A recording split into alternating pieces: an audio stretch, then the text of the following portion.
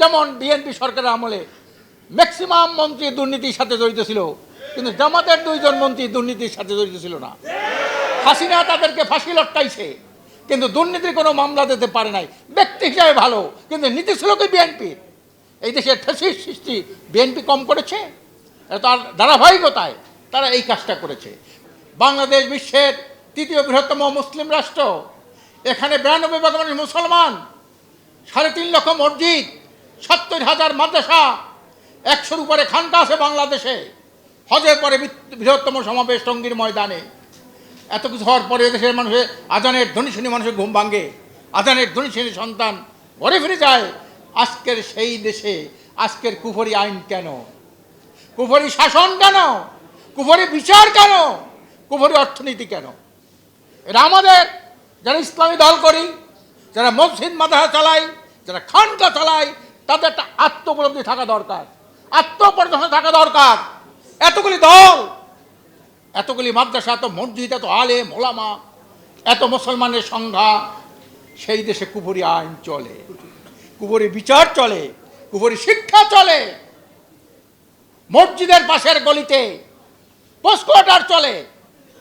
আজকের আমাদের জন্য অত্যন্ত দুঃখ।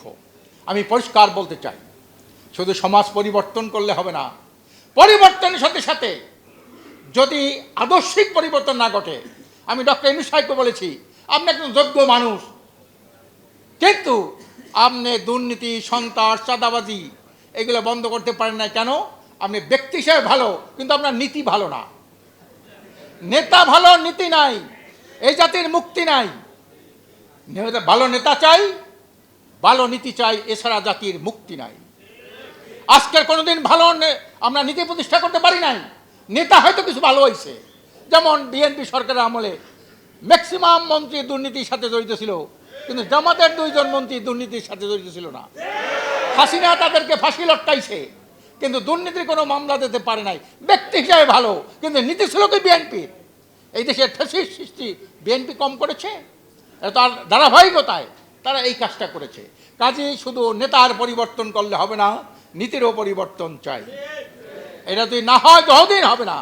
অতদিন সরকারের পরিবর্তনের পর পরিবর্তন হবে, নেতার পরিবর্তন হবে, দফার পরিবর্তন হবে, আন্দোলন সংগ্রাম হবে। দেশ জাতির মানুষের ভাগ্যের কোনো পরিবর্তন হবে না, অন্ধকার দূরীভূত হবে না।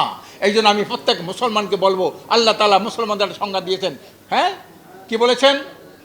মুসলমান সে ফমান আসলামা ফাউলাইকা তাহাররাও রাশাদা।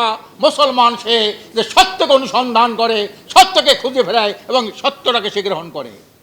মুসলমানকে বলতে হবে ভালো আইন কোনটা, ভালো বিচার কি, ভালো রাষ্ট্রনীতি কি, ভালো অর্থনীতি কি। আজকের মুসলমানরা কিন্তু আমরা এটা বুঝতে চাই না।